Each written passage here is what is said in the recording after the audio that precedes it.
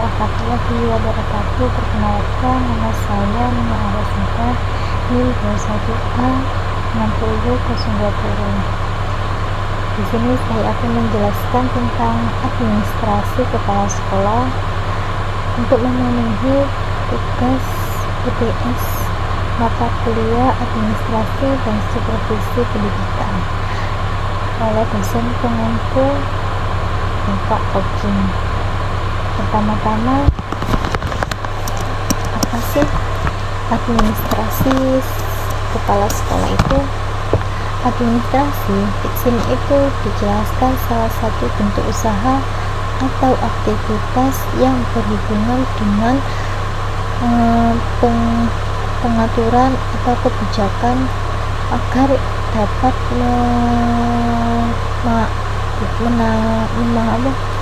menentu target maupun tujuan organisasi atau pendidikan.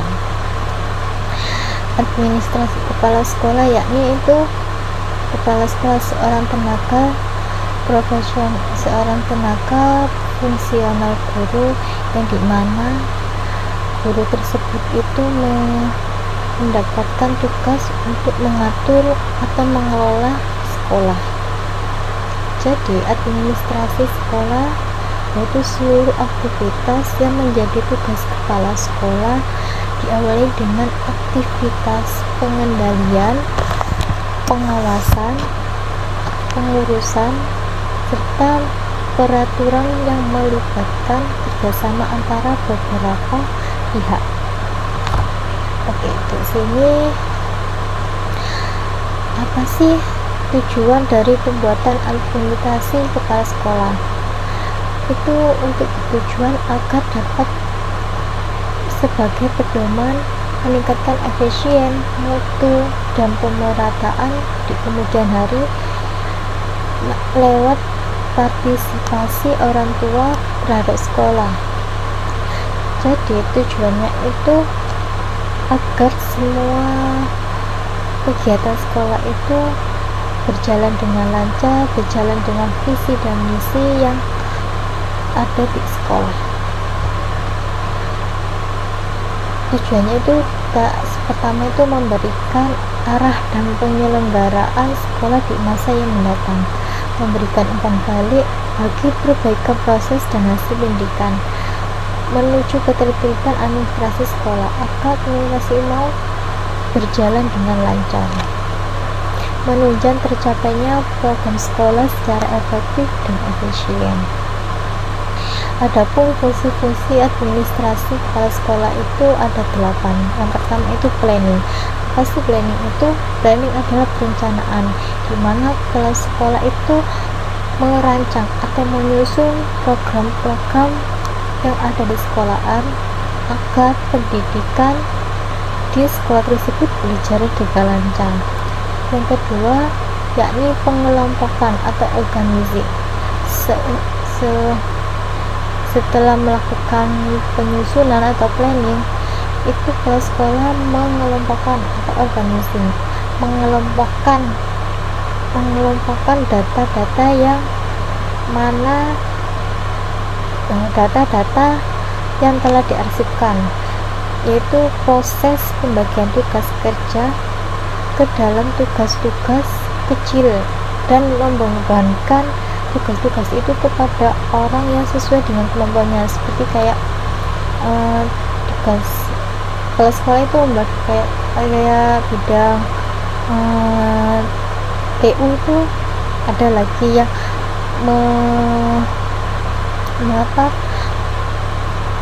bertanggung jawab untuk melaksanakan tugasnya itu, seperti kayak TU untuk tugasnya itu untuk membuat surat, untuk laporan apa, untuk pendataan siswa gitu. Jadi kepala sekolah itu mengelompokkan atau mengorganisir tugas-tugas yang ada di sekolah. Kepala sekolah juga membutuhkan teman agar membutuhkan sekretaris atau pembantuan untuk melakukan administrasi sekolah tersebut agar berjalan dengan lancar. Karena tugas kepala sekolah itu juga banyak, jadi kepala sekolah juga membutuhkan bantuan agar berjalan dengan lancar. Yang ketiga, staffing ini peran guru dapat dikembangkan kembali agar tepat sasaran dan lebih efektif mencapai tujuan. Ini merekrut, menentukan siapa yang melaksanakan tugas tersebut, siapa yang melakukan. Setelah pengelompokan, kepala sekolah juga menentukan siapa yang berhak untuk memegang tanggung jawab tersebut, kayak kurikulum. Berarti yang kurikulum yang memegang yaitu apakah kurikulum atau enggak kesiswaan. Siswa nanti kalau ada apa-apa itu larinya ke bidang kesiswaan yang memegang kendali kesiswaan. Yang keempat yaitu motivating atau penggerakan. Jadi kepala sekolah juga harus memberikan dorongan atau memotivasi para pengajar atau pendidik yang ada di sekolah tersebut agar pengajaran di dalam kelas itu sesuai dengan kemampuannya. Yang keenam yaitu budgeting. Kelima, controlling. Jadi kepala sekolah juga harus bisa mengontrol atau mengondisikan para pengajar dan siswanya. Jadi kepala sekolah juga harus mengontrol kegiatan yang dilakukan oleh guru dan oleh siswanya. Yang keenam, budgeting, yaitu penganggaran. Kepala sekolah juga bisa harus mempersiapkan dan menggunakan anggaran. Jadi kepala sekolah itu menyiapkan apa saja yang dibutuhkan di sekolah, apa yang harus dikeluarkan, harus mengeluarkan uang untuk apa. Jadi kepala sekolah juga harus merancang apa saja yang dibutuhkan oleh sekolah tersebut, kayak misalnya pembelian LCD, pembelian monitor, meja atau kursi. Itu juga kepala sekolah yang mempersiapkan dan menggunakan anggaran atau mencatat anggaran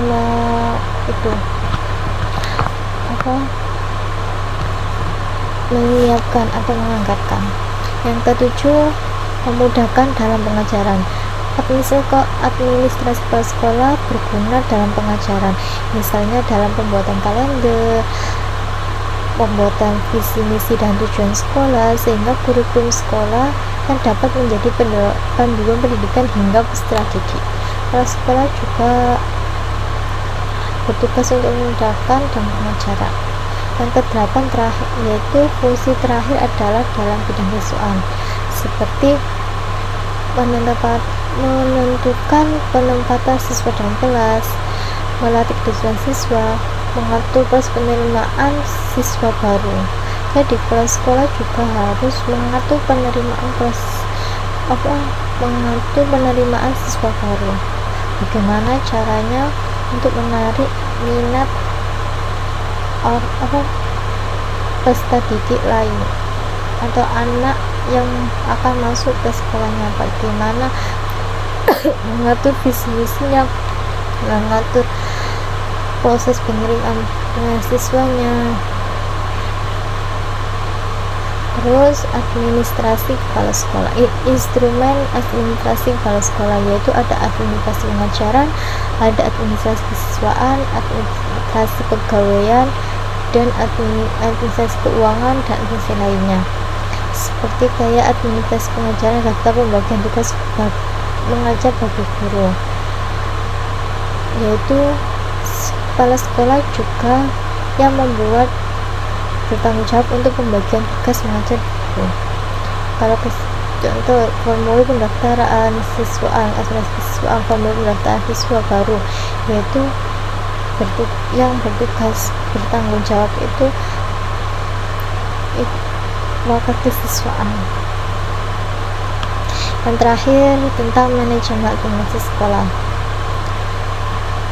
Manajemen administrasi sekolah adalah hal yang paling penting untuk menunjang pendidikan sehingga bisa meningkatkan kualitas pendidikan dalam sekolah tersebut. Ada beberapa manajemen administrasi sekolah. Pertama, pengelolaan peserta didik, di mana peserta didik agar mendapat hasil yang teratur dalam kegiatan kesiswaan, terutama saat proses pembelajaran di kelas. Yang kedua, pengelolaan pendidik dan tenaga pendidikan. Administrasi pendidik dan tenaga berupa pendayagunaan ketenagaan. Yang ketiga, pengelolaan kurikulum. Dalam proses pembelajaran, kurikulum dan pendidikan sangat berpengaruh dan berkelangsungan proses belajar dan mengajar. Maka dari itu pengelolaan kurikulum dan proses pembelajaran itu sangat penting dan manfaat. Yang keempat, pengelolaan sarana dan prasarana.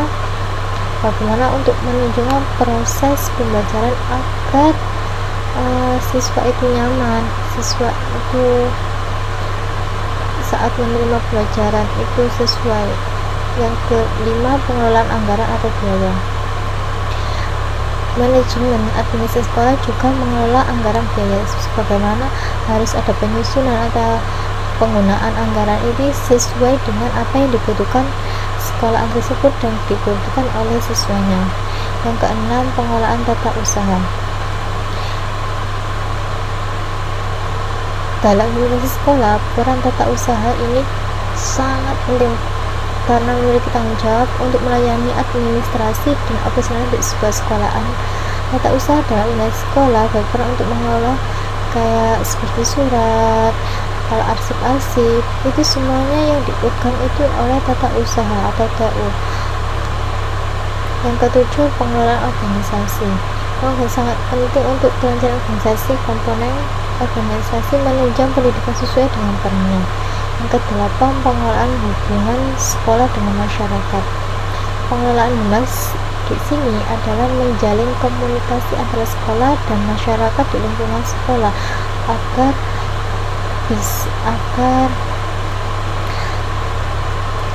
antara sekolah dan masyarakat ini tetap terjalin hubungannya dengan baik, agar kayak seperti kalau kita berbaik dengan masyarakat mungkin, atau kita agar masyarakat ini menyekolahkan dan minat ke sekolah tersebut. Kalau kita nggak baik dengan masyarakat kayak apa sih, sekolah apa sih itu nggak baik, jadi nggak usah lah anak-anak di sekolah dulu karena sekolahnya nggak baik, kan jadi omongan. Terakhir, pengelolaan bimbingan konseling. Pengelolaan bimbingan konseling berupa pengembangan kemampuan dan minat peserta didik, memberi bimbingan serta bimbingan secara kelompok hingga memberikan informasi yang dibutuhkan oleh peserta didik. Sekian dari penjelasan saya, bila ada salah mohon maaf. Sekian, wassalamualaikum warahmatullahi wabarakatuh.